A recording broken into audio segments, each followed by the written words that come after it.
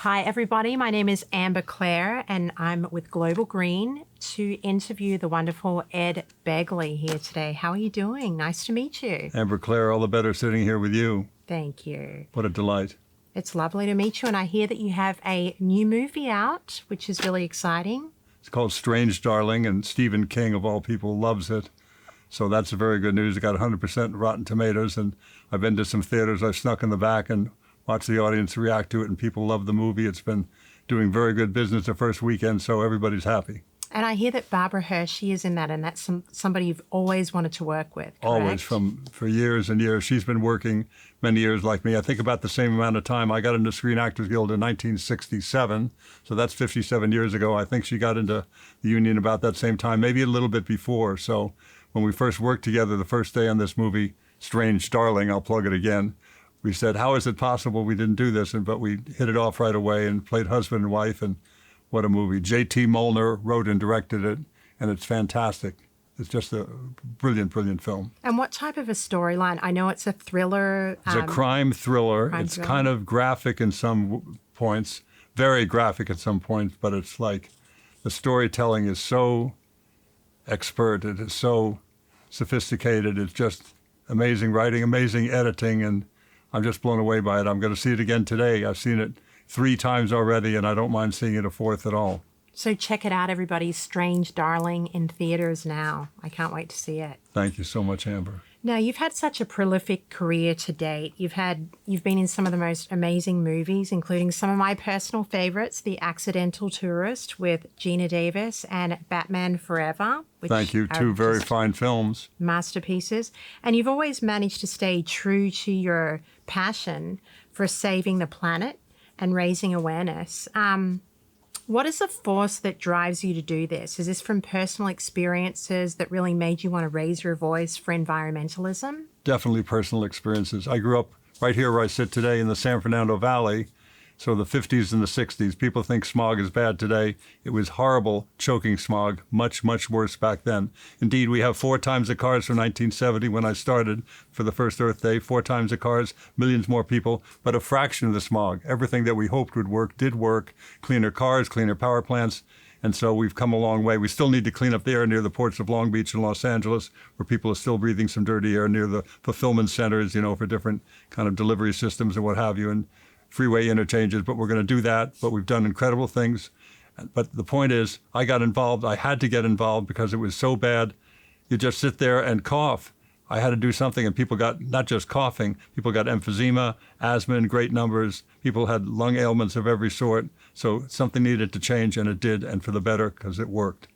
That's absolutely amazing.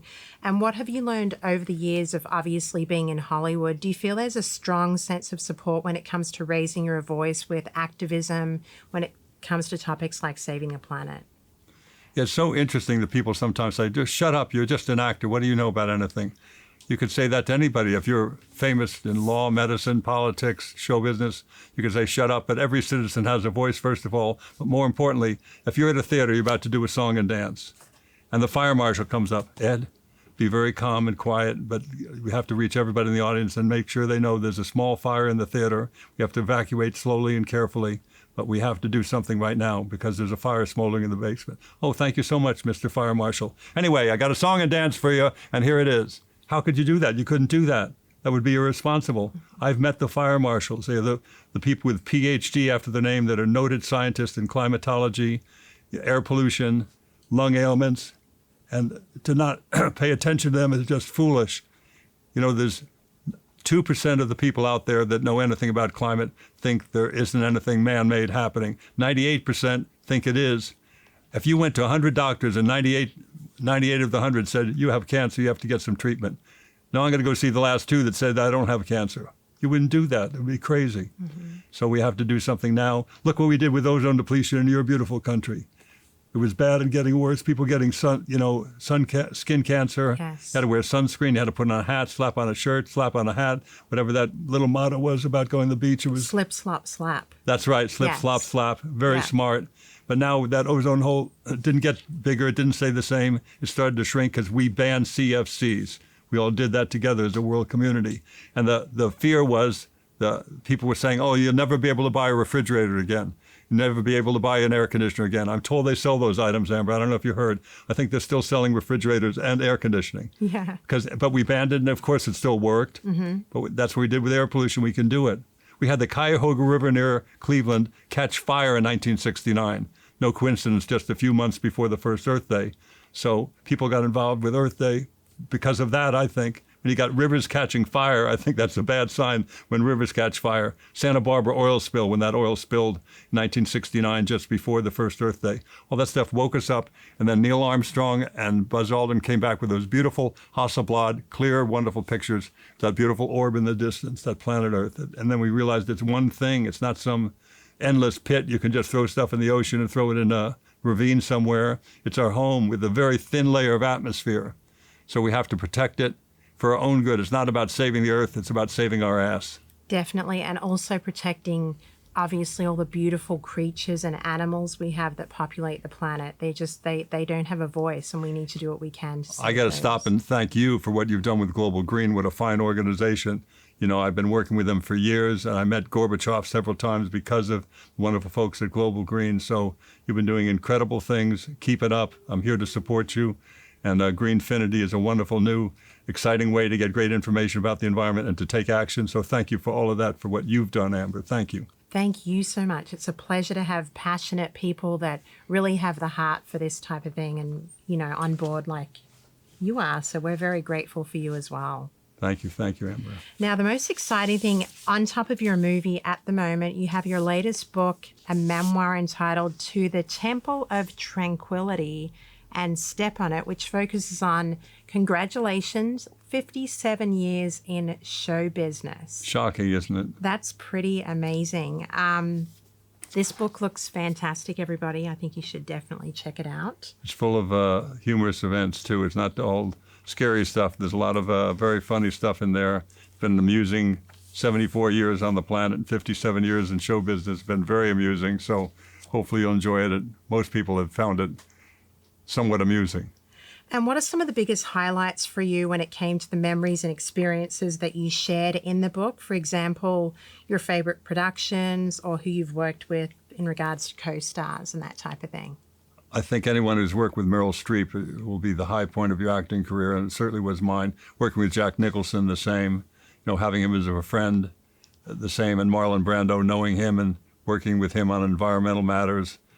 Hearing his plan for saving every home in America and running your house electrically off electric eels, that was quite a treat to hear that plan.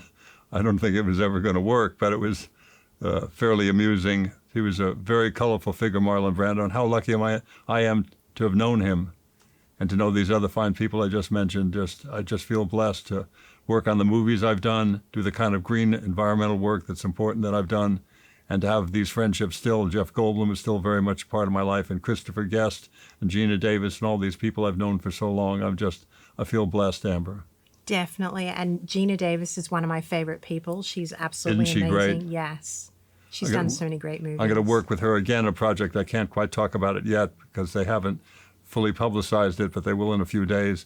But I'm doing a project with Gina Davis right now, and you'll hear more about that very soon. So it's like a regroup of the Accidental Tourist cast. It's not that. It's a wonderful show that will be on Netflix, and stay tuned. More information to come. Exciting. I'm looking forward to that. That's amazing.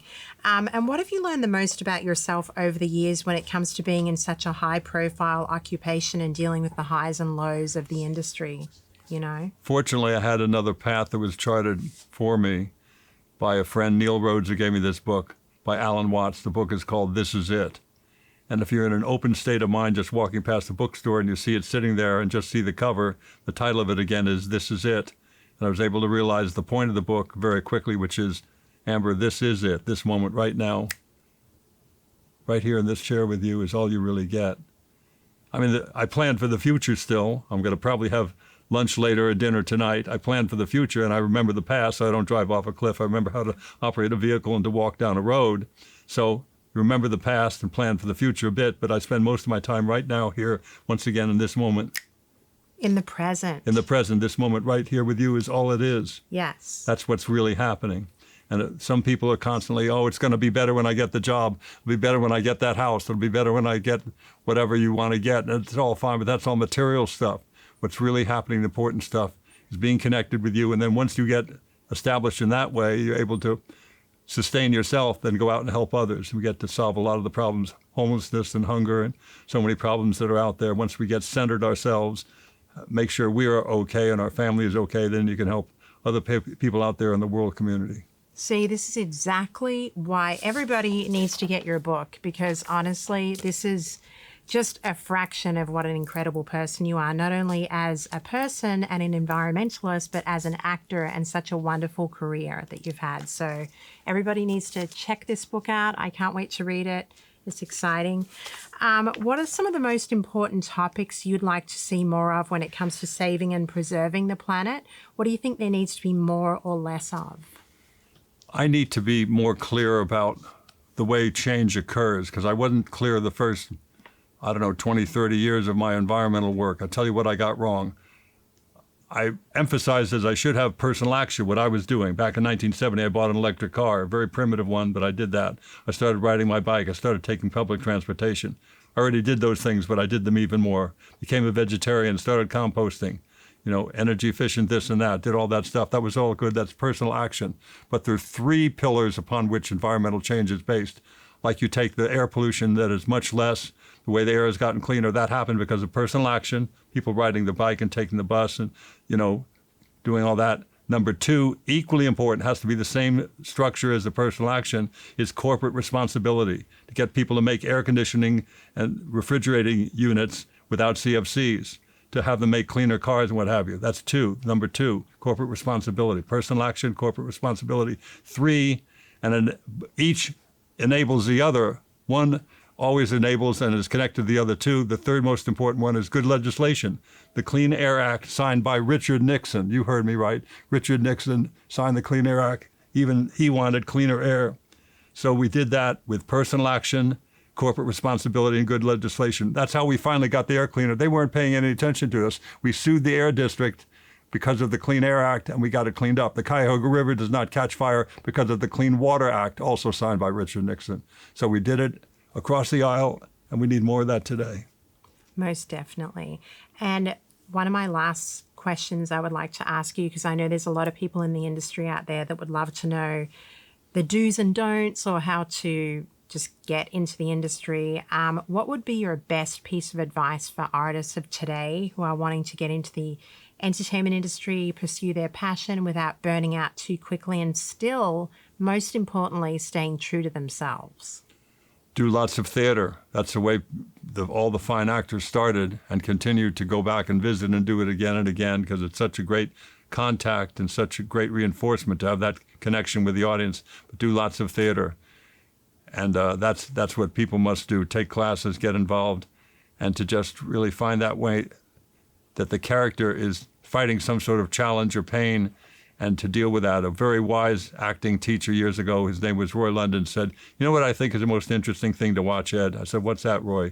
He said, "How a character deals with pain." I said, "Okay. Well, look at the time. I got to go. I got to get home. But thanks for a great session today." I went out to my car. I thought, what a bunch of crap. How a character, "Oh, I'm in pain. I'm in pain. Who wants to see that?" I went, "No, that's not what he said. He didn't say, 'Oh, I'm in pain.' He said, how a character deals with pain. How Meryl Streep as Sophie keeps the lid on the pot." Mm-hmm. And that secret, Sophie's Choice. Mm-hmm. I'm going to cry just thinking about it. Brilliant performance, brilliant movie.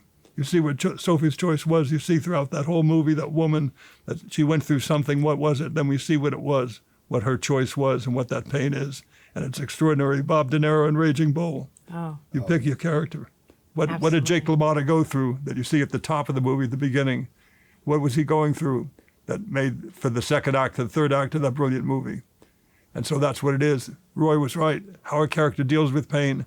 And it applies to comedy, too. Laurel and Hardy are carrying a piano down a flight of stairs, and they fall carrying a piano. Could you imagine what that would be like? Yeah. They're carrying a piano. I think it's down. Maybe they're carrying it up. It doesn't matter. They're carrying a piano on a flight of stairs, and they fall with it. And the piano falls on them. And you're like, it's perfect. It's perfect. Dabney Coleman in Buffalo Bill, or any movie or TV show that he ever did. Great actor, just passed away. Brilliant comedian. Why? He's never doing comedy. Oh, I'm a comedian and yuck, yuck, yuck. He's playing it like he's doing Ibsen, and it's brilliant. Dabney Coleman. You'll watch anything if you want to know about comedy and acting. Great actor. I love Meryl comedy. Streep, Bob De Niro. Just watch what they're doing. Joaquin Phoenix. If I ever learned enough to carry his makeup case, I would be very happy as an actor. Jim Carrey also. Oh my God, is he unbelievable? I Yeah. did a scene with him in Batman Forever. So wonderful. One of the best scenes I've ever done with anybody. He's just so brilliant. What a great gift he has. And also my fellow Aussie, Nicole Kidman in Batman Forever. Oh my with God, you. is she great? She's great in everything. Every single thing she's ever done is fantastic. She's amazing. She is amazing. Now, we wanted to find out, so our viewers can find out exactly. Forgive me, I got emotional talking about those fine that's performances. I'm a fine. big baby. I get emotional a lot, actually, especially when I listen to different music. that Amber made me hits cry. I'm sorry. Look at that. She made me cry, I hope you goddammit. forgive me. I really do. I'm sorry. That's like Barbara Walters. You're out to make me cry. Sorry, Amber. That's funny. I'm definitely not Barbara Walters. She's an amazing interviewer, but thank you so much. I appreciate it. Where can we check out your online sites for people to get a copy of this wonderful book and your previous books as well? What's the best place to get them? Amazon? You could, of course, get it at your local bookstore. I support local bookstores. You can get it at Barnes & Noble, larger chains. There are wonderful people there. I like them a lot, too. And you, of course, can get it at Amazon, which is very easy. You point and click, and it'll come the next day. So any of those places to find. And try, if you can, to support your local bookstore, of course. And but it's a fine book. People are enjoying it, and hopefully someone will find it amusing. Definitely. I can't wait to read it. And we just want to thank you so much on behalf of Global Green for being one of our most dedicated advocates over the years. You've been absolutely wonderful. We can't thank you enough, and we're excited to see what else we can do together in the future. So thank you so much for your time today. Thank you, Amber. And thank you for being such an amazing person. I mean, one of my favorite interviews personally. So thank you. Right back at you. Thank you.